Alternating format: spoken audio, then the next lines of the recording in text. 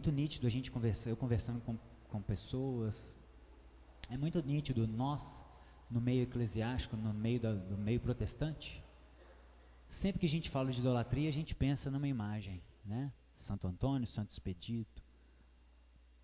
Porém, a idolatria é algo muito mais profundo, é algo muito mais sutil do que a gente imagina.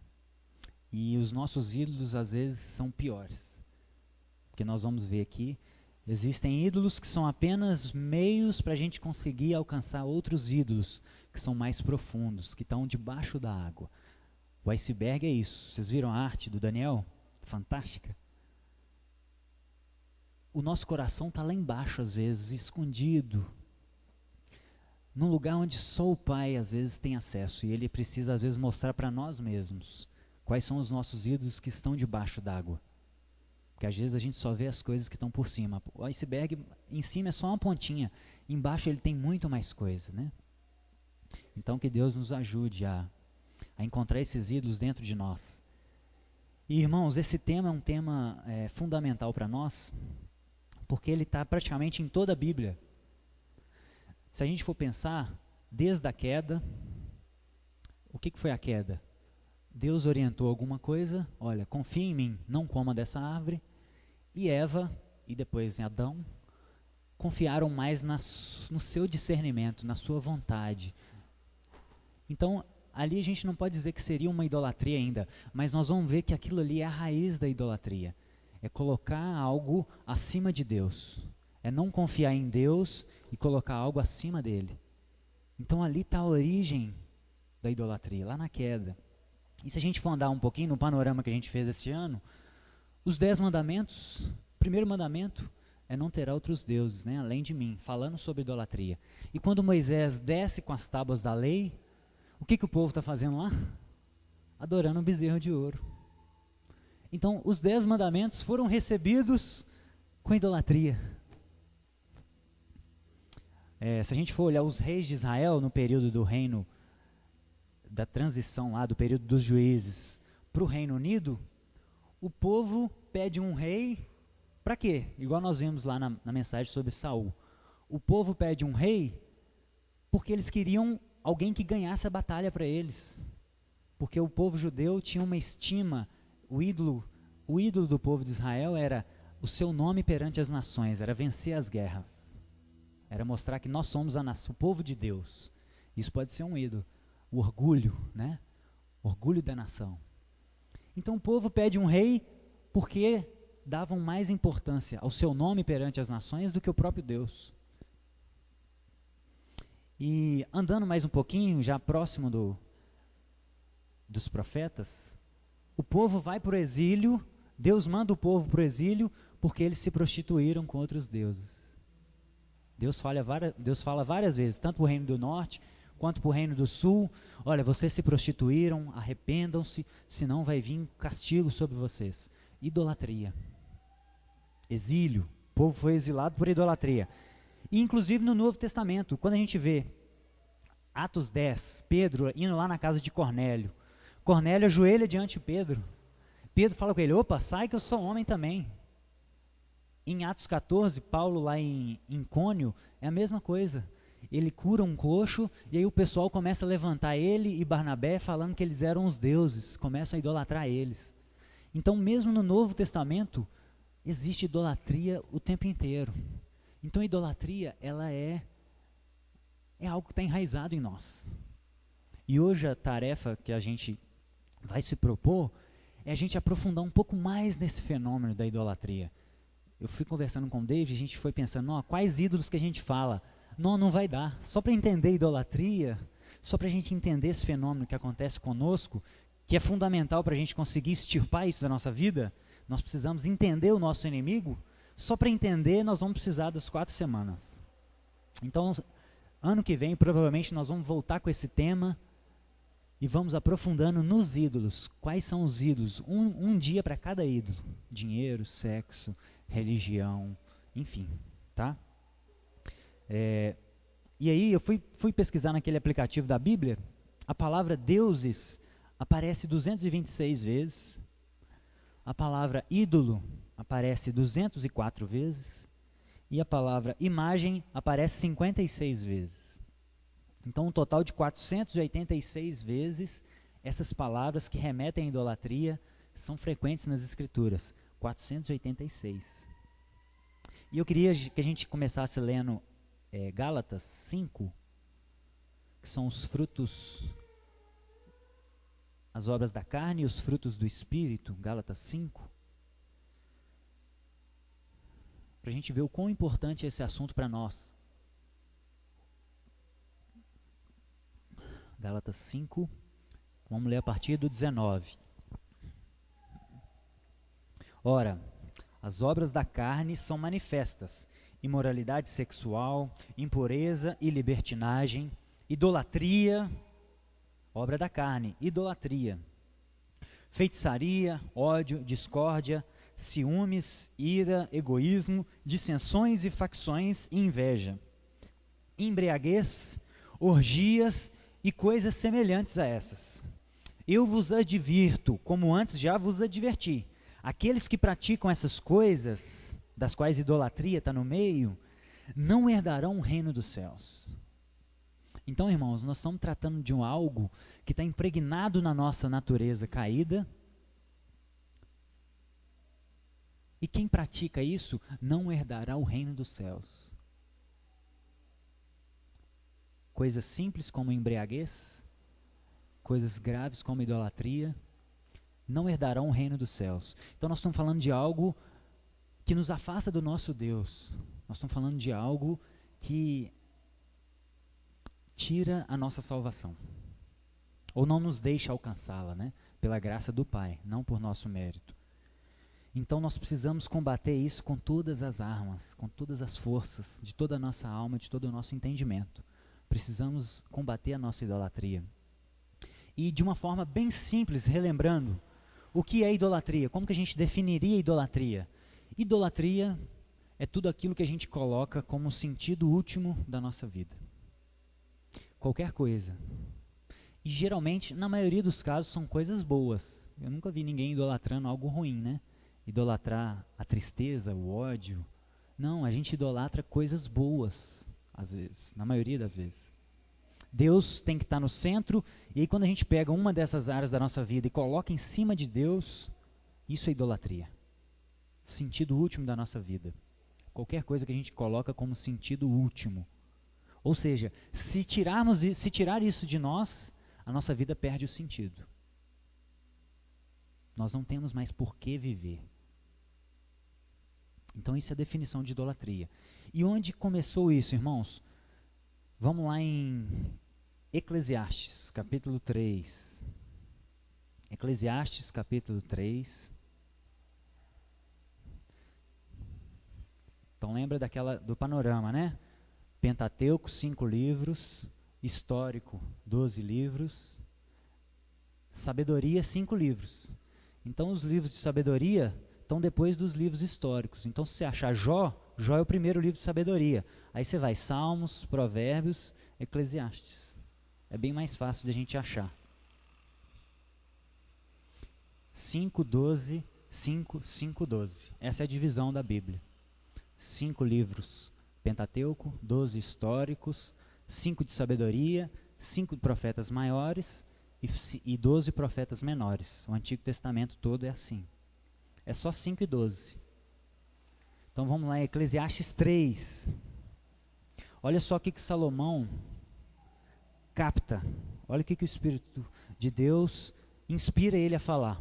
Ele está falando do tempo, né, de todas as coisas. A base desse versículo, desse capítulo, é o tempo. Há tempo para tudo. Há tempo de nascer, morrer, plantar, arrancar. E aí no versículo 11 ele fala algo muito interessante. Deus fez tudo apropriado no seu tempo. Também colocou no coração do homem o anseio pela eternidade. Em outras traduções está, colocou o mundo no coração do homem. O anseio pela eternidade colocou dentro do coração do homem. Antes mesmo, mesmo esse ainda não conseguindo compreender inteiramente o que Deus fez. Então, irmãos, Deus ao nos criar, Ele fez elementos, Ele colocou elementos na criação dentro de nós e na natureza para que a gente buscasse Ele. Então, dentro de nós, Ele colocou o anseio pelo eterno. Existe um buraco dentro de nós, existe uma ansiedade cósmica dentro de nós, um desejo cósmico dentro de nós, por eternidade, por sentido e por amor. O desejo de ser amado é a coisa mais básica do ser humano, né? A psicologia fala isso. O ser humano, ele tem um desejo básico de ser amado. E Deus colocou isso dentro de nós, mesmo a gente não sabendo o que Deus fez. Como o David fala, é uma bússola que aponta para Deus. E aí nós procuramos Deus em qualquer coisa. Nós somos um homem destinado a adorar alguma coisa. Calvino diria que nós somos não homo sapiens, mas homo adoradores. Nós somos nascidos, fomos criados para adorar. Só que no princípio isso era suprido. Em toda viração do dia, o nosso Pai estava lá nos dando amor, todos os dias. Então, nossa comunhão inicial com Deus, nós não éramos órfãos, nós não sentíamos como órfãos. Todos os dias, na viração do dia, o nosso Pai vinha e nos dava amor. Então, nós não tínhamos buraco, não tínhamos falta dentro de nós. Isso só veio acontecer depois da queda. Então nós, como seres humanos, a coisa mais básica que nós temos é o desejo pela eternidade, é o desejo de sentido, de se agarrar em alguma coisa, de ser amado. E uma vez a gente foi num encontro de adoção, um encontro nacional de adoção, o ENAPA, e tinha uma moça lá, chama Doutora Filó, não sei quem conhece. Ela é uma pediatra, trabalha com crianças, e ela prega numa igreja católica lá na Buriti, se eu não me engano, ou no Belvedere. Muito boa moça. E ela disse algo muito interessante. Ela fala o seguinte: toda criança que nascia e era rejeitada pelos pais, às vezes desde a concepção, porque foi algo mal planejado, a criança tinha dificuldade de ganhar peso, ela ficava raquítica e muitas vezes falecia por falta de amor. Então um recém-nascido, desde a mais tenra idade, ele tem esse desejo dentro dele, ele tem esse anseio pela eternidade, ele deseja ser amado, ele precisa se agarrar em alguma coisa. Essa é a nossa natureza. E aí vamos lá para Gênesis 3 agora, para a gente entender o que deu errado. Então nós somos criados para adorar alguma coisa, que antes da queda era o nosso Pai. Nós somos criados para ter comunhão eterna com Ele. E no início, isso era suprido diariamente. Toda viração do dia, isso era suprido.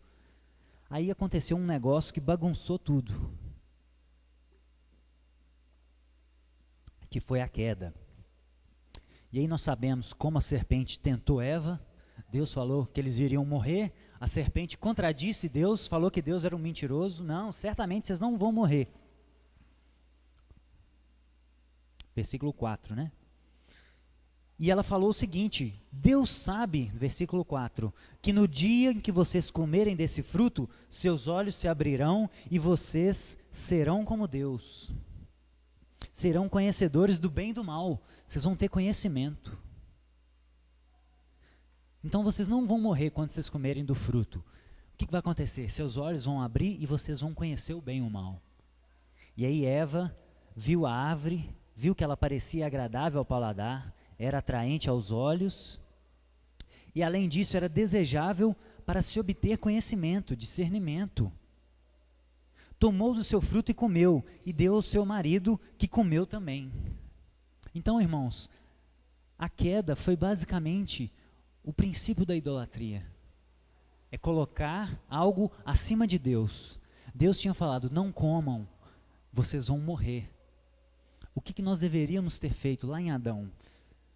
Confiado no nosso Pai. Ele sabe mais do que nós. Ele nos criou. E aí o que Eva quis fazer? Não, mas eu acho que Deus não está tão certo assim. Essa árvore é boa aos olhos, é boa ao paladar e é boa para o meu entendimento. São 3 elementos. Ela é visualmente bonita, ela é gostosa e ela me dá entendimento. eu vou confiar no meu discernimento. Eu vou confiar na minha capacidade de interpretar as coisas. Eu não vou confiar no meu pai. Isso, irmãos, com isso acontece a queda. E com a queda acontece a morte, né? A morte vem pela queda. Paulo fala isso em Romanos. Então nós somos separados de Deus. A partir do momento que nós caímos em Adão e nós herdamos essa natureza, nós nascemos naturalmente separados de Deus. Nós nascemos naturalmente separados da fonte daquele que nos criou, da fonte do amor, da fonte do sentido de vida e da fonte da eternidade. Tudo que a gente quer se agarrar, sentido de vida, amor e eternidade. É tudo que nós precisamos como ser humano, as coisas mais básicas que nós precisamos é isso. E a queda nos distanciou disso, nos distanciou da fonte disso. Por isso nós temos esse buraco dentro de nós. Por isso que o ser humano, quando na forma natural, afastado de Deus, ele busca suprir isso de qualquer maneira. O que ele vê pela frente, ele quer adorar, ele quer devorar. Por isso que nós somos essencialmente idólatras. Nós somos criados para adorar, só que a queda nos separou da fonte da eternidade, do sentido e do amor. E nós precisamos preencher isso de alguma maneira. O Keller fala que a gente não consegue ficar sem ídolos. O ser humano ele não fica sem ídolos. Se não for a fonte original, ele vai adorar alguma coisa. E se ele tirar essa alguma coisa, ele vai procurar outra. Nós não ficamos sem ídolos. Nós não ficamos sem nos agarrar em alguma coisa. Nós precisamos nos agarrar em alguma coisa. Isso gera em nós o que C.S. Lewis chama de desapontamento cósmico. Nós temos uma inquietação dentro de nós a nível cósmico. E ele fala o seguinte: a maioria de nós, se realmente aprendeu a olhar para dentro do coração, sabe que queremos intensamente algo que não se pode ter nesse mundo. Nesse mundo existem muitas coisas que nos oferecem esse algo, mas nenhuma delas cumpre a promessa. Se eu descubro em mim um desejo que nenhuma experiência terrena pode satisfazer, a explicação mais provável é que eu fui criado para um outro mundo. Então existe dentro de nós um vazio tão grande, um desejo tão grande de adorar alguma coisa, que a gente sabe que nada nesse mundo satisfaz. Nada. Nada. Isso gera um desapontamento em nós, porque nós estamos atrás disso o tempo inteiro. Todas as manhãs nós acordamos buscando alguma coisa para se agarrar, para fazer sentido na nossa vida. E isso é perceptível ao longo da história também, irmãos. Esse semestre, estudando a filosofia grega, os gregos, eles estavam buscando um negócio muito interessante. Eles chamavam de ataraxia. O que é ataraxia? É a imperturbabilidade da alma. Olha só. Eles estavam buscando a felicidade, que eles chamavam de ataraxia. Só que eles queriam uma felicidade que era imperturbável. Eles queriam uma felicidade que não acabava. Eles estavam em busca disso. E é o que a Bíblia chama de paz que excede todo entendimento.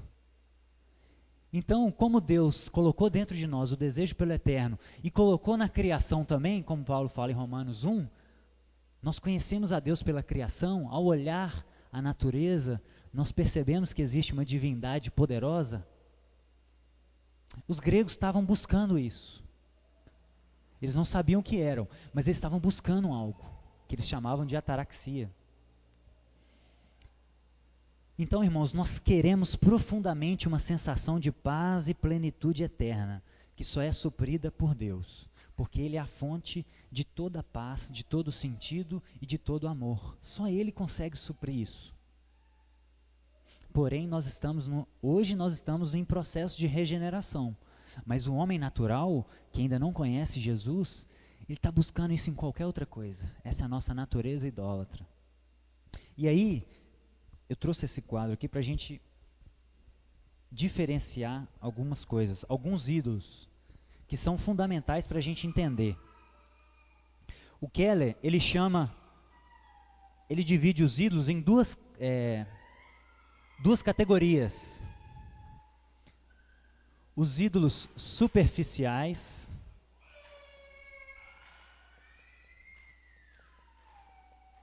os ídolos superficiais e os ídolos profundos.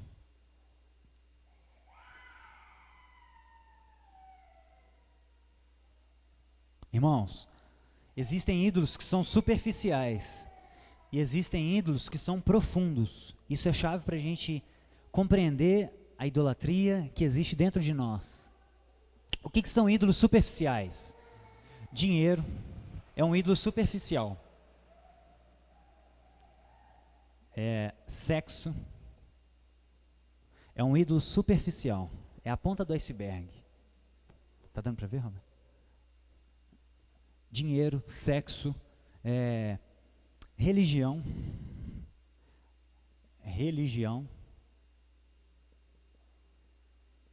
relacionamentos.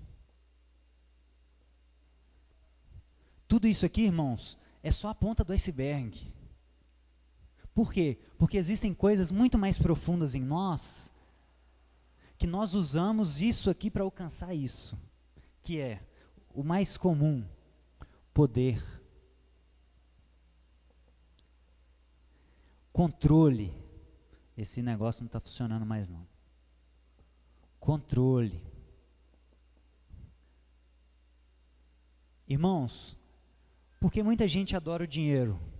Porque no fundo, lá embaixo na água, o coração dele, o que está oculto, no fundo ele gosta de poder. E para alcançar esse ídolo profundo aqui, ó, ele pode se valer de qualquer outras coisas, de qualquer ídolo superficial. O dinheiro nos dá poder? Sim ou não? O dinheiro nos dá poder. Quem tem dinheiro tem sexo? Não só condição de pagar, mas muitas mulheres, a gente sabe, que usam da sua beleza física para conseguir ascensão na vida. Isso é muito comum. Então, um homem que tem muito dinheiro, e se você andar na Afonso Pena, que é uma região mais nobre, à noite você vê aqueles carrões passando, sempre tem uma mulher muito bonita do lado. Porque são moedas de troca. Eu tenho dinheiro, você tem sexo, você tem beleza, e aí a gente troca. Trocamos os ídolos.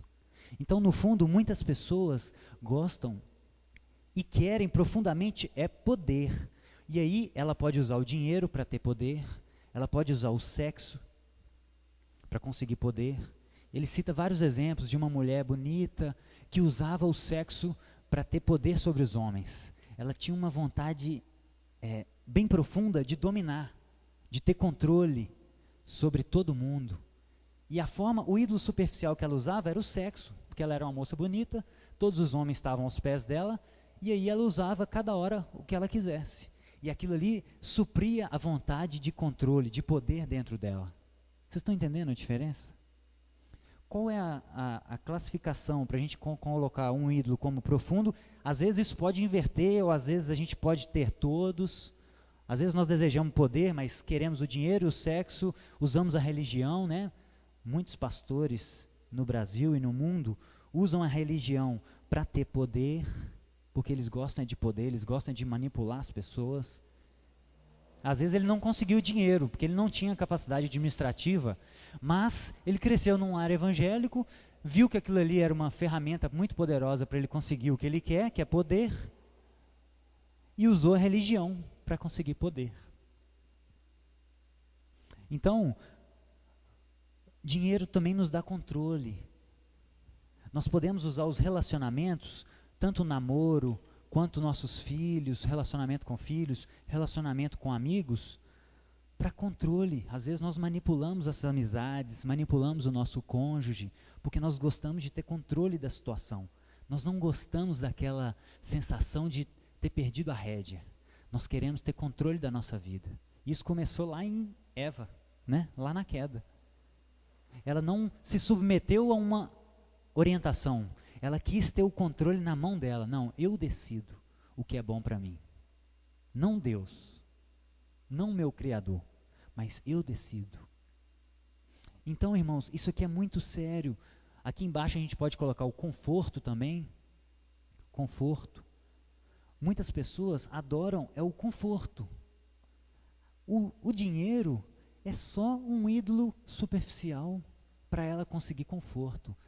ter a casa dos sonhos, ter o carro dos sonhos, ter o padrão de vida que ela sempre sonhou. No fundo, ela gosta de controle, ela gosta de conforto. E ela usa um ídolo superficial, que é o dinheiro. Então, esses ídolos, a gente precisa extirpar, obrigado, Thales. Nós precisamos extirpar isso aqui, ó, esses de baixo aqui, ó. Porque se a gente for lutar só isso aqui, se a gente for tentar destruir só esses de cima, se uma pessoa é viciada em sexo porque ela gosta de controle sobre as outras pessoas, se a gente corta o sexo dela, ela gosta de controle, ela vai procurar algum outro ídolo. Ela não vai se sentir suprida, porque ela é um ser criado para adorar alguma coisa, ela é idólatra por natureza. Então ela pode tirar o sexo hoje e começar a trabalhar igual doida para ter dinheiro, para continuar suprindo o ídolo dela verdadeiro, mais profundo, que é o controle. Então nós temos que atacar essa linha aqui, ó, é os ídolos que estão por baixo da água. Aprovação e aceitação também pode estar aqui, viu, irmãos? Aceitação. Muita gente gosta de ser aceita. O sentido da vida delas é ser aceita. E quais formas ela pode usar aqui? Se ela vive num meio social onde todo mundo tem uma classe muito alta, ela pode buscar o dinheiro para conseguir aceitação do seu meio. Ela pode buscar nos relacionamentos e às vezes se submeter a namoros opressores, a um marido que bate nela. Ela pode idolatrar o filho dela porque talvez o filho é um ídolo, que é a única pessoa que aceita ela como ela é. Então ela não corrige o filho, ela não orienta, ela não corrige. Por quê? Porque ela pode machucar o ídolo dela. E o ídolo dela é o único que aceita ela. E isso aqui é a base da vida dela. Ela precisa de aceitação.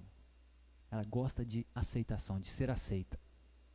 Então, irmãos, como que a gente diferencia um ídolo superficial de um ídolo profundo? Um ídolo superficial é sempre um meio. E o ídolo profundo é sempre um fim. Tudo que nós queremos como um fim último, como um sentido último da nossa vida, é um ídolo profundo. O ídolo superficial é apenas um meio para a gente alcançar esse fim. Deu para entender a diferença? E aí a gente precisa fazer uma viagem para dentro de nós e começar a identificar qual é o sentido último da nossa vida. O que dentre essas coisas aqui, ó, aceitação, deixa eu colocar o conforto aqui, porque é muito comum também. Conforto. Nós não queremos passar dificuldade. Nós precisamos fazer uma viagem para dentro de nós e descobrir quais são os fins da nossa vida. Talvez nós estamos querendo poder. Talvez nós estamos querendo e ansiamos e adoramos ter controle. Talvez nós estamos querendo e ansiamos e depositamos o sentido da nossa vida na aceitação. E às vezes a gente usa essas coisas aqui para alcançar isso aqui. Só isso. Isso aqui são meros meios. Por isso que são ídolos que estão na superfície. São peixe pequeno, né? Como se diz. Precisamos fazer essa viagem para dentro de nós, irmãos, e identificar isso ali, ó. O que são os nossos ídolos mais profundos. O que nós mais ansiamos na nossa vida.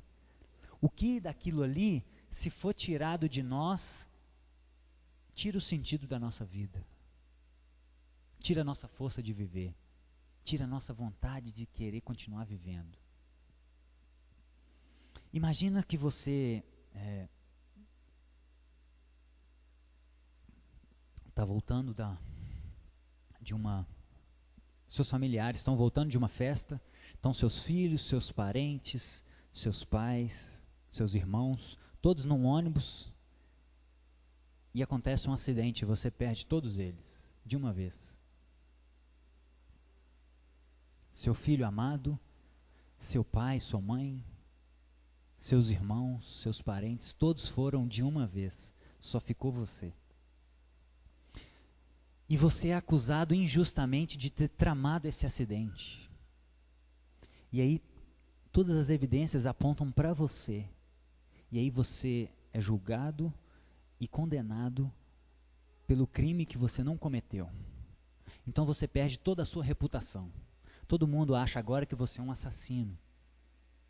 Você não é mais uma pessoa boazinha que aceita Jesus, que ajuda as pessoas. Não, agora você é um assassino.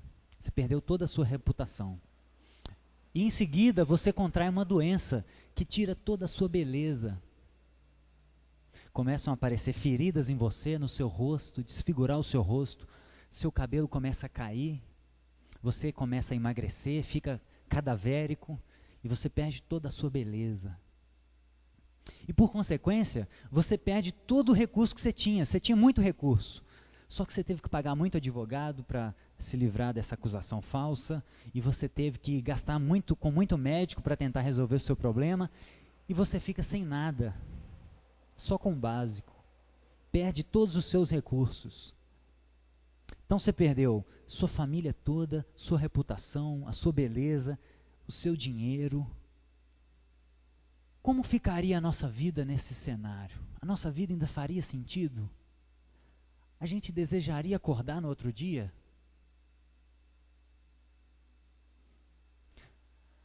Ou a gente falaria, amaldiçoaria a Deus e morreria? Como seria a nossa vida nesse cenário? Sem nada, perdendo tudo que a gente considera de valor e que tem valor mesmo. A questão é se nós colocamos isso acima de Deus. Como nós dissemos, um ídolo é qualquer coisa boa. Parentes é muito bom. Beleza é algo muito bom. Ser uma pessoa saudável, ser uma pessoa íntegra. A questão é se nós colocamos isso acima do Pai, acima de Deus. E nessa situação a nossa vida continuaria tendo sentido? Nós desejaríamos acordar no outro dia? Ou a gente falaria como Jó, lá em Jó 1:20, nu eu saí do ventre da minha mãe e nu partirei.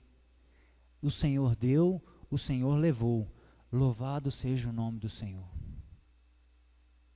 Irmãos, foi exatamente isso que aconteceu com Jó. Ele perdeu todos os seus familiares, perdeu todos os seus recursos, seus gados, suas ovelhas, todas foram extirpadas. Pegou uma doença, começou a raspar com caco de telha as suas feridas. Ele estava na pior situação que a gente pode imaginar. E o cara me solta uma dessa: nu saí, nu voltarei. O Senhor deu, o Senhor levou. Louvado seja o nome do Senhor. Olha isso. Jó encontrou sentido no Senhor. Ele pôde ter perdido tudo de valor que ele tinha, mas o Senhor está acima disso tudo. A vida dele não perdeu o sentido. A vida dele não foi desmoronada. E Satanás foi no exato ponto. Quando Satanás se encontra com Deus, Satanás fala o seguinte: Jó te adora porque ele tem coisas. Jó te adora porque ele tem uma família próspera, ele tem muitos filhos, ele tem muitos bens. Tira isso dele para você ver que ele vai te blasfemar. Satanás estava falando para Deus, em outras palavras, Jó é um idólatra. Ele só te adora pelo que ele tem, não porque você é. Jó é um idólatra. E Deus conhecia o coração de Jó e falou: não, esse aí eu confio, meu filho. Esse aí eu conheço o coração dele. Pode tirar tudo dele, que o sentido último da vida dele não está na família, não está nos bens, não está na saúde, não está em mais nada, está em mim. Esse é o sentido último da vida do meu servo Jó. E o cara passa no teste. Ele é um exemplo para nós de coração centrado em Deus, que pode perder tudo de valor, mas ainda assim o coração está centrado no Pai. E aí, irmãos, quando a gente se depara com o Evangelho, com todo esse livro aqui, ó, que é a revelação do próprio Deus, isso nos ajuda a nos desiludir um pouco com a vida. Porque a gente enfeita demais a vida. Nós colocamos a vida, nós colocamos importância na vida e em coisas da vida muito maior do que elas são. Nós enfeitamos demais. Nós precisamos de uma dose de desilusão ideal da vida. Não é uma vida em depressão, não é uma vida assim, eu só estou esperando eu morrer para Jesus me levar. Não, não é isso. É uma desilusão coerente, é uma desilusão na medida certa, para que a gente não se iluda demais com algumas coisas. Porque se a gente comparar a nossa vida com tudo que nós vamos viver na eternidade, ela não passa de 5 minutos. E aí às vezes nós já estamos na metade da vida, só faltam 2 minutos e meio. E aí acontece alguma coisa conosco, algo dessas coisas que a gente citou nos é tirada, e a nossa vida perde o sentido. Poxa, é só segurar a onda mais 2 minutos e meio que você vai encontrar a vida eterna. Então nós precisamos desiludir um pouco com a vida. É uma dose ideal de desilusão. Não é uma coisa que nos deprime, mas também não é algo que a gente coloca todas essas coisas num patamar acima de Deus. E quando a gente tem essa dose ideal de desilusão, de uma vida mais real, nós vamos nos dar muito melhor com as perdas. Se eu perder todas as pessoas que eu amo e ainda estiver disposto a se contentar com Jesus, a gente vai lidar muito melhor com as perdas, sem desespero. Se eu estou preocupado somente em agradar Jesus e não ser famoso e visto como perfeito pelas outras pessoas, buscando aceitação, a gente vai lidar muito melhor com a ausência de fama, com o anonimato. Se a gente não quer ser pessoas perfeitas fisicamente, se a gente não está buscando uma perfeição física, como se isso existisse, nós vamos lidar muito melhor com aquelas coisas que a gente não gosta muito em nós às vezes, com aquela gordurinha a mais. E isso não é um chamado à negligência. O cuidado do corpo, a sanidade integral tem que ser sempre. A questão é, existem biotipos, existem níveis que nunca serão alcançados por você. Talvez você está se espelhando em alguma coisa que você biologicamente não consegue alcançar. E se a gente está preocupado, como Paulo fala lá em 1 Timóteo 6, em fugir da vontade de querer ficar rico, nós vamos lidar muito melhor com a nossa vida simples. Nós vamos nos regozijar na simplicidade da vida. Nós não vamos nos frustrar porque nós queremos demais e não conseguimos. Quando a gente vê aquele arroz com feijão, aquele franguinho, nós vamos falar, glória a Deus, eu tenho um alimento, eu tenho uma vida digna. Então, irmãos, nivelar nossa vida pelo pior cenário é algo muito mais seguro para nós. Encontrar essa desilusão ideal que não nos deprime, mas também não coloca nada acima de Deus, isso é segurança para nós, é uma vacina para que a gente não caia na idolatria. E eu lembro quando eu fui, em 2012, quando eu ouvi primeira vez o David falar sobre vocação, e eu tinha começado a minha faculdade de Educação Física antes de conhecer Jesus, e aí eu ouvi o David falando sobre vocação, que nós temos um dom que vem de Deus, e Ele deu esse dom para nós, para redimir a terra, e que a única coisa que cabe a nós é falar amém e fazer aquilo que nós fomos chamados para fazer. Só que eu comecei minha faculdade, eu nem conhecia Jesus. Eu estava na gandaia. E aí eu dei um passo atrás e falei assim, Jesus, eu estou no lugar certo? Eu estou na posição correta? Eu estou fazendo aquilo que eu fui criado para fazer? E aí eu entrei num período de angústia, de oração, pedindo a Deus resposta. E, a princípio, a minha oração era, Senhor, abençoa a educação física, eu já sou formado, já estou trabalhando, abençoa isso, eu gosto tanto. Querendo preservar o meu Isaac. E aí, Deus ficou calado, por 1, 2, quase 3 meses. E aí eu lembro que um dia eu estava voltando da academia, na moto, orando, passando ali debaixo do viaduto. Naquele momento eu falei assim, Deus, eu me rendo, eu entrego, eu sacrifico esse Isaac. Eu estou disposto agora de coração a abandonar a educação física e fazer o que o Senhor me chamou para fazer, se não for a educação física. E aí nesse momento ele me trouxe à memória algo que tinha acontecido há muito tempo atrás, que confirmava que eu realmente tinha que estar nessa posição. Então, irmãos, essa perda, essa sensação de perda, de perder o controle, da nossa vida, isso foi algo muito agressivo.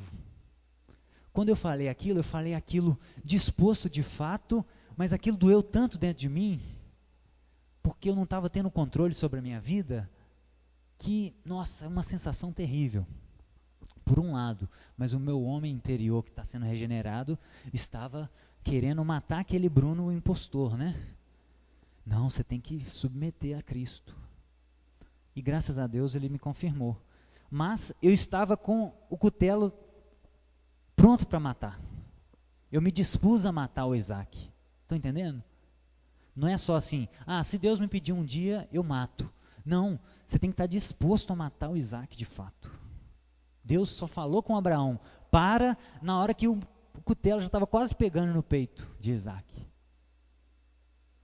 Isso dói dentro de nós. Tirar ídolos dentro de nós dói demais. Mas nós precisamos sacrificar esses ídolos. Porque os idólatras não herdarão o reino dos céus. Porque o Senhor é um noivo muito ciumento. Ele não pode nos encontrar em adultério. Ele não pode nos encontrar quando ele retornar com as calças arriadas na frente de um ídolo, se prostituindo. Vocês estão entendendo? Ele é um Deus ciumento. Ele é um noivo ciumento. E a frase que o David postou me marcou muito. Sempre que Deus pede Isaac, no fundo ele quer Abraão. Então, irmãos, o ídolo que Deus está te pedindo hoje, ele não está querendo nem saber do ídolo, ele não quer ídolo. O ídolo não é nada. O Salmo fala isso, Salmo 115. O ídolo não é nada. Ele quer você. Ele está querendo é o seu coração, que é o mais precioso para ele. Ele quer a sua disposição de morrer para si mesmo e seguir a ele. Ele não está nem interessado com o ídolo. Ele quer te ensinar, ele quer nos ensinar.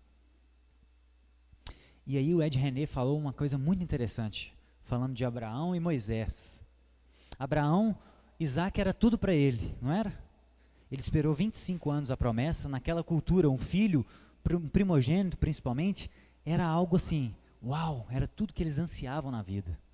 Ser próximo naquela época era ter filhos. E Abraão fez de Isaac um ídolo. Por isso que Deus teve que testar ele, porque o ministério dele era abençoar todos os povos da terra. E aí, Abraão, em outras palavras, quando ele se dispõe a matar Isaac, o que ele está falando para Deus? Deus, isso aqui é um ídolo para mim, meu filho é um ídolo. Só que tudo sem o Senhor, nada com o Senhor é tudo. Eu estou disposto a perder tudo que eu tenho, ficar com nada. Mas se eu tiver o Senhor, eu tenho tudo, eu não preciso de mais nada. Então Abraão falou com Deus o seguinte: nada nessa vida, só com o Senhor é tudo. Eu só preciso do Senhor. E Moisés, lá em Êxodo 33, quando Deus mostra para ele a terra prometida, que poderia se tornar um ídolo na vida de Moisés, ele viveu a vida inteira dele seguindo olha, você vai libertar o povo. O que Moisés fala para Deus? Deus, tudo sem o Senhor não é nada. Se o Senhor não for conosco, não nos mande. Por quê? Essa terra é tudo que nós precisamos. Nós vivemos 400 anos no Egito, escravo. Nós ansiamos essa terra com a nossa maior força. Mas tudo sem o Senhor não é nada. E Abraão disse o contrário: Deus, eu desfaço do meu ídolo, do meu tudo. Se eu tiver o Senhor, eu tenho tudo. Nada com o Senhor é tudo. E Moisés, tudo sem o Senhor não é nada. Esse é o coração que nós precisamos, irmãos. Está disposto a perder tudo, mas se tivermos Ele, nos basta. É isso que nós precisamos. E talvez esse discurso pareça muito duro. Poxa, como assim? Será que eu não posso então nem me entristecer com um ente querido que eu perco? Ou será que eu não posso me entristecer com o emprego que eu perdi? E aí entra uma distinção chave para a gente entender. Existe uma diferença entre pesar e desespero. É claro que nós podemos nos lamentar, e foi isso que Jó fez. Abra lá em Jó, capítulo 1. Jó, capítulo 1, versículo 20. Jó, capítulo 1, versículo 20.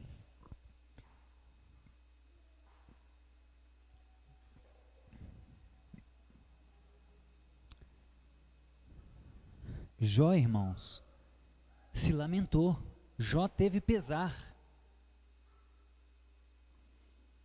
Depois que ele perde tudo, versículo 20, Jó 1:20. Ao ouvir isso, acabaram de dar notícia para ele que ele tinha perdido todos os bens, toda a família. Jó se levanta, rasga suas vestes, que era um sinal de humilhação, raspa a cabeça, se prostra com o rosto em terra, em adoração, e diz: nu saí do ventre da minha mãe, nu partirei. O Senhor deu, o Senhor levou, louvado seja o nome do Senhor.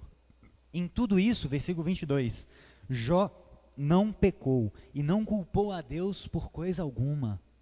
Então, irmãos, Jó se lamentou, Jó teve pesar, só que ele não se desesperou. São coisas muito diferentes. Pesar e desespero são coisas muito diferentes. O sentido da vida de Jó estava focado no Pai, no Criador dele. Então, mesmo ele perdendo tudo, ele se prostra, triste, mas ele não se desespera. E quem se desespera foi Jonas. Vamos abrir lá em Jonas, capítulo 4. Está lá nos profetas menores, naqueles 12. Depois de Ezequiel, que é um profeta maior, Daniel, profeta maior, aí começam os menores. Oséias, é difícil de achar os menores. Joel, Amós, Obadias, Jonas. Jonas capítulo 4. Olha a diferença, irmãos, de pesar e desespero. Todo mundo conhece a história de Jonas. Deus chama ele para pregar para Nínive, pregar contra Nínive, que era a capital da Síria, o império mais sanguinário que existia na época, o império mais poderoso que existia na época. Então, seria como se Deus estivesse chamando você para ir pregar lá em Meca. Imagina. Vai lá para Meca, no meio da mesquita, e começa a pregar para aqueles muçulmanos se arrependerem. Imagina isso. Vai sair fuzil de todo lado, faca de todo lado. Era a cidade mais sanguinária, era o povo mais sanguinário. E Deus pediu isso para Jonas: vai lá e pregue para essa cidade, contra ela. E aí Jonas foge. E aí tem o vendaval, ele cai no mar, a baleia o engole, né? O peixe, né? Não fala baleia, o peixe o engole. Ele ora, se arrepende dentro do peixe, Deus manda ele cuspir, o peixe cuspir ele lá em Nínive, ele vai lá, prega para a cidade se converte, se arrepende, toda a cidade se arrepende, o rei lá dá um decreto para todo mundo adorar a Deus. E aí Jonas capítulo 4, versículo 1. Jonas, porém, ficou profundamente descontente. Com isso, ele se enfureceu. E ele orou ao Senhor: não foi isso que eu disse quando eu ainda estava em casa? Foi por isso que eu me apressei em fugir para Tarsis. Eu sabia que o Senhor era um Deus misericordioso, compassivo, muito paciente, cheio de amor, e que promete castigar, mas depois se arrepende. Agora, Senhor, tira a minha vida. Eu imploro, porque para mim é melhor morrer do que viver. A minha vida não tem mais sentido. Eu não tenho mais por que existir. Me mata. Olha a diferença clara entre Jonas e Jó. Jonas perde tudo que ele tinha. Gente, perder toda a família, perder todos os seus bens, perder toda a sua saúde, sua beleza. O cara ainda falou: não, meu Deus é meu Deus, eu confio nele. Jonas perdeu o quê? O que Jonas perdeu? Nada. ele só estava irritadinho porque Deus foi misericordioso com a nação mais corrupta da época dele. Com a nação que inclusive iria invadir Israel e iria levá-los cativos. E que em alguns momentos já tinha oprimido o povo de Israel. Em vários momentos antes do exílio oficial, a Assíria já fizeram pequenas invasões, já tinham feito pequenas invasões em Israel, dominado Israel.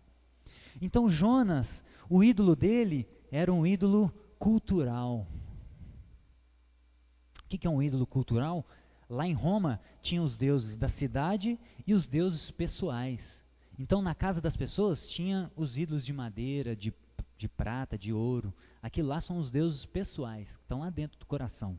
Só que existiam deuses da cidade. Júpiter, Marte, eram deuses da cidade.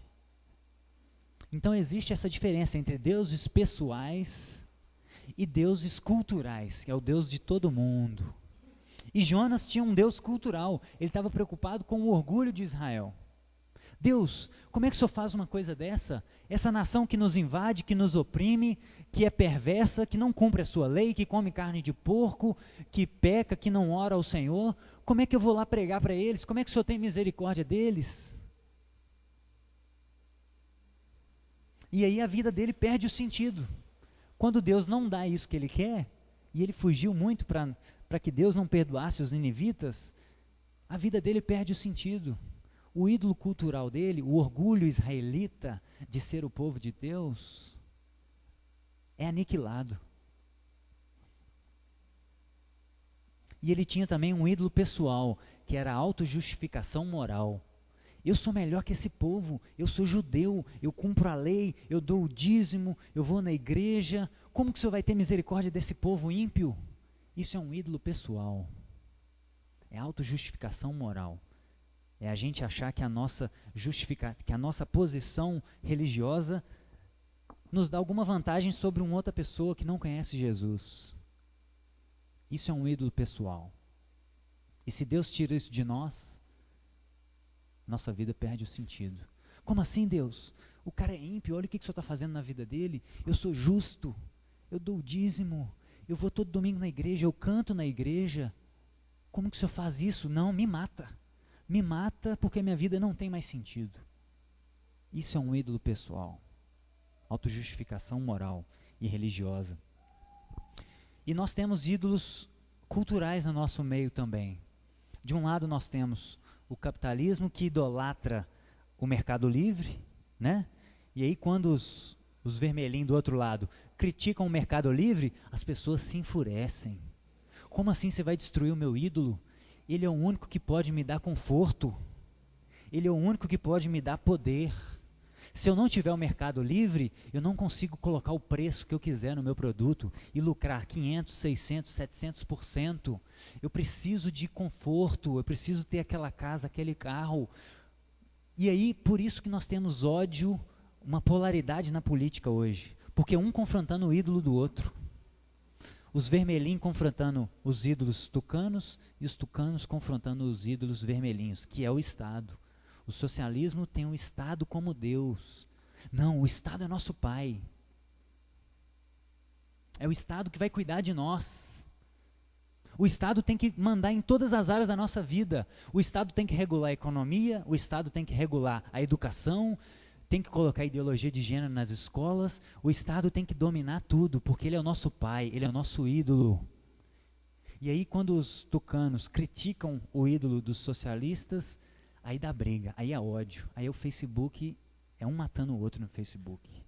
Por quê? Porque ídolos culturais da nossa sociedade moderna. Capitalismo de um lado, socialismo, fazendo de meros meios políticos um fim último. Se tirar o socialismo, a vida do cara perde o sentido. Se tirar o capitalismo, a vida do cara perde o sentido. Isso são ídolos culturais, que nós precisamos confrontar também. Inclusive dentro de nós, quando a gente for pensar em política, nós temos adorado meios políticos? Ou nós temos tentado encontrar alguma coisa que é mais justa e que mais se parece com o reino de Deus? Nós temos colocado a nossa esperança última em meios políticos. Tem muito cristão que está perdendo o sentido de vida porque o PT ganhou, pelo amor de Deus. Nós confiamos não em carro, em cavalo, não, nós confiamos no Senhor. Pode ser Lula, pode ser Aécio, quem for que estiver lá, nosso Deus é o Senhor. Não são pessoas, não são sistemas políticos, não. Sistema político, pessoas, tudo tem que estar embaixo. O nosso ídolo é Deus, o nosso Deus é Deus. Porque Deus não se torna um ídolo. Ele a gente pode adorar o quanto a gente quiser. Ele nunca se torna um ídolo. Ídolo é algo que não é Deus, que é colocado acima dele. Então, irmãos, conversando um pouquinho com a Mara, na questão da psicologia por trás disso tudo, o que na sua vida, a vida nos molda também. Os acontecimentos da vida nos moldam. Nós somos um produto daquilo também que a vida nos fez. Dos acontecimentos, dos traumas, dos desejos reprimidos, que a psicologia chama, né, Mara? Então, talvez, coisas que nós vivemos lá no passado, coisas bem profundas, traumas, negligências familiares, traumas na escola, ridicularização, falta, tudo isso pode contribuir para que nós formemos os nossos ídolos hoje. Isso é a causa da idolatria. Então faça uma viagem para dentro de você, faça uma retrospectiva da sua vida e tente identificar, primeiro tente identificar qual é o ídolo profundo que está aqui, ó, o que nós mais ansiamos na nossa vida. E depois faça um retrocesso na sua vida para tentar entender o que causou isso. Talvez você idolatra o conforto porque você teve uma infância muito simples. Você viu seus coleguinhas com aquela mochila da marca e você não tinha. Você viu seus coleguinhas comendo carne no almoço e você não tinha. E talvez isso pode ter gerado marcas tão profundas dentro de você que fez com que você crescesse assim, não, um dia eu vou ter conforto. E aí você buscou o dinheiro para ter conforto, que foi causado por traumas na infância. Talvez você foi muito humilhado, talvez você não tinha um corpo ideal, e os seus amigos começaram a falar, você é muito magrelo, você é gorda. E aí você pode ter crescido falando assim, eu nunca mais vou ouvir isso na minha vida. Aí o cara magrinho vai se mergulhar na academia, vai enxertar a bomba para ele ser forte, porque o ídolo dele é aceitação. Ele quer ouvir, nossa, você é forte. E talvez você está pelejando para emagrecer e quer fazer cirurgia e tem dificuldade de se expor, enfim. Por quê? Porque na infância você foi muito humilhada, porque você não era magrinha, você era gordinha. E aí talvez você fez da imagem um ídolo. Só que tudo isso, irmãos, tudo isso é muito pequeno. O nosso Deus é o nosso Pai. E aí eu fui pesquisar, eu descobri que Hitler foi espancado, humilhado e envergonhado pelo seu pai na infância. Olha isso. E aí um cara que foi espancado, humilhado, envergonhado pelo pai, cresce com um ídolo. Eu nunca mais vou ouvir isso, eu vou ser poderoso, eu vou dominar, eu nunca mais vou estar por baixo, eu vou estar por cima. E aí 10 milhões de judeus são mortos por causa disso, por causa desse ídolo. Então existem coisas que acontecem na nossa vida que podem ter marcado você profundamente e fizeram com que você criasse um desses ídolos aqui, ó. Talvez você nunca se achou bonito e você se submete a relacionamentos opressivos porque você quer ter um marido ou uma esposa. Talvez isso é o seu ídolo. Você precisa disso para ter sentido na vida. Então, faça um caminho inverso, começa desde lá da sua infância, e não só agora, mas nesses dias. A gente está estudando sobre identidade, né, e paternidade. Eu comecei a fazer um retrospecto da minha vida, quais foram as pessoas que me marcaram ao longo da minha vida, colocando nomes em cada uma delas e o que elas me marcaram, para eu tentar identificar os meus ídolos. E aí eu na infância, um dos ídolos que eu consigo identificar é a dificuldade que eu tenho com a soberba, com me achar. Foi muito elogio na infância. Eu era tipo o Cauã, cabelinho lisinho, menininho bonitinho. E aí todo mundo, nossa, você é muito lindo, nossa, você é demais, nossa, você é isso. Isso me fez crescer uma pessoa mimada. E eu, pensando nisso, eu tenho que começar a destruir esses ídolos. Excesso de elogio. Eu não sou nada. Tudo que eu tenho é o Senhor que me deu. Todos os dons foi Ele que me deu. Eu vou me gabar por quê? Com o quê? Paulo fala, se a gente recebeu tudo, como que a gente age como se não tivesse recebido? Então faça um retrospecto na sua vida. Comece a sondar todos os fatores que podem ter interferido na criação dos seus ídolos. O que pode ter desencadeado a criação dos ídolos? E finalizando, algumas perguntas para nos ajudar a identificar os nossos ídolos. O que nos faz sonhar acordado para sentir alegria e conforto? Para onde a nossa mente vai quando a gente está acordado? Vai para eu estou nesse meio, né, de pessoas mais bem-sucedidas, e o papo das pessoas é só política, bolsa de valores. Por quê? Porque está afrontando o ídolo delas. Elas gostam de conforto, de poder. E aí, se o cara que subir no poder não for bom para a economia, a bolsa cai. E se a bolsa cai, aqueles milhões, aqueles milhares que ele tem investido, ele pode perder. E aquilo ali ele precisa preservar com todo o amor que ele tem. Ele devota a vida dele por aquilo. Então o papo é só esse. O cara está malhando e está pensando na bolsa de valores. Nossa, hoje caiu 3%, perdi 20 mil reais. Nossa, aquilo ali é que consome a vida dele. Para onde a nossa mente vai quando estamos relaxados? Como a gente gasta o nosso dinheiro? Somos generosos? Qual é o nosso padrão de vida? Nós estamos preocupados em fazer amigos, como Jesus disse em Lucas 12? Ou nós estamos preocupados em juntar celeiros cada vez maiores, como a parábola do rico insensato? Como nós gastamos nosso dinheiro? Como a gente lida com orações não respondidas? Se Deus nos nega algo, nós ficamos irritadinhos, furiosos, como Jonas? E por último, quais são as nossas emoções mais incontroláveis? O que nos tira do sério? Essas emoções podem esconder ídolos profundos. O que te tira do sério? Quando alguém fala algo que você não gosta, quando alguém coloca em dúvida o seu conforto, o seu poder, isso te tira do sério? Essas emoções incontroláveis podem apontar ídolos profundos. E aí eu queria que a gente fosse lá para Colossenses 3, para a gente saber qual é a solução para a idolatria.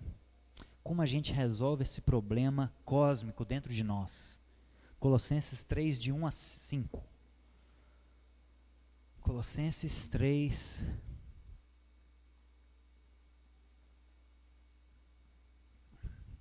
de 1 a 5. Portanto, já que vocês ressuscitaram com Cristo, procurem as coisas que são do alto, onde Cristo está sentado à direita de Deus. Mantenham o pensamento de vocês nas coisas do alto e não nas coisas terrenas. Porque vocês morreram e agora a sua vida está escondida em Cristo, com Cristo em Deus. Quando Cristo, que é a sua vida, Cristo é a sua vida, Ele é o sentido da sua vida. Você pode perder tudo, mas Ele é o sentido da sua vida. Quando Cristo, que é a sua vida, for manifesto, então vocês também serão manifestados com Ele em glória. Assim, façam morrer, acabem, extirpem e aniquilem, tirem tudo que pertence à natureza terrena de vocês. A imoralidade sexual, a impureza, a paixão, os desejos maus e, de brinde, a ganância, que é idolatria. Então, meus irmãos, se Cristo é a nossa vida, se Ele morreu por nós, pagou a vida dele por nós, e nós devemos a nossa vida a Ele, colocamos a nossa mente, enquanto ela está vazia, nas coisas do alto, em Cristo, na cruz, porque nós precisamos morrer, nós precisamos matar tudo que não é do Pai em nós, nós precisamos de extirpar todos os nossos ídolos, tudo aquilo que está acima dele e que dá sentido último à nossa vida.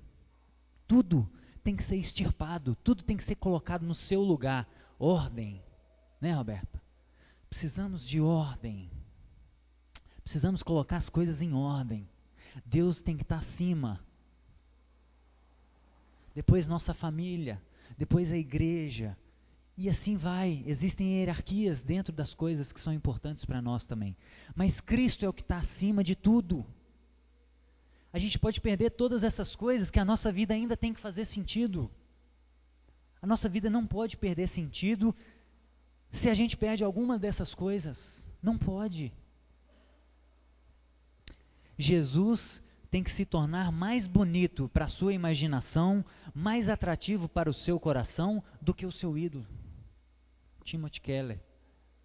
Jesus tem que ser mais lindo entre milhares de milhares. Ele é tudo que nós precisamos, nós não precisamos de mais nada.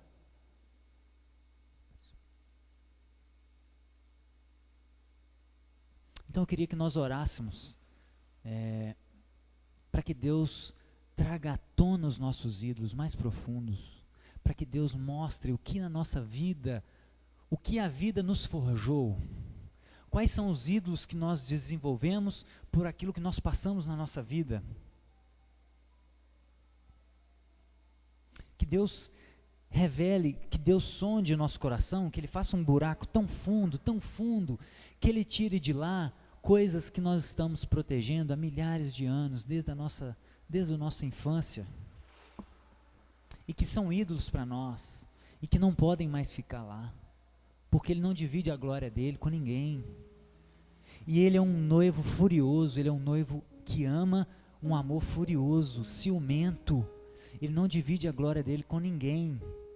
E quando ele vier buscar a gente precisa estar em santidade, com as vestes limpas,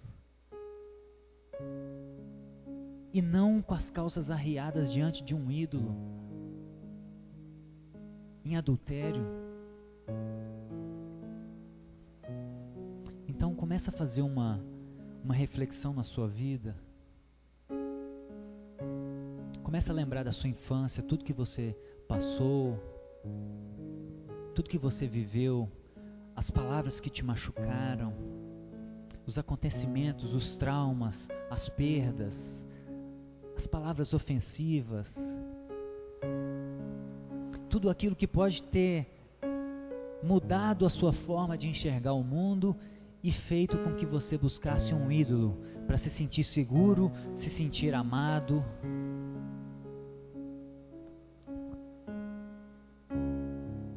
Qual é o nosso Isaac que precisamos entregar hoje? O que nós precisamos abrir mão e ainda assim a nossa vida não deixe de fazer sentido?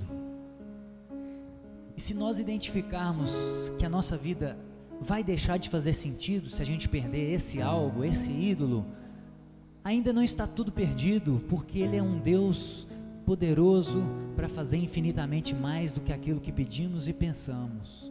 Ele é capaz de nos perdoar se a gente estiver disposto a sacrificar esse Isaac, a pegar o cutelo e a direcionar para esse ídolo. Então é isso que devemos fazer, meus irmãos, colocar esses ídolos num altar e estar disposto a sacrificar esses ídolos. Pai, nos ajuda,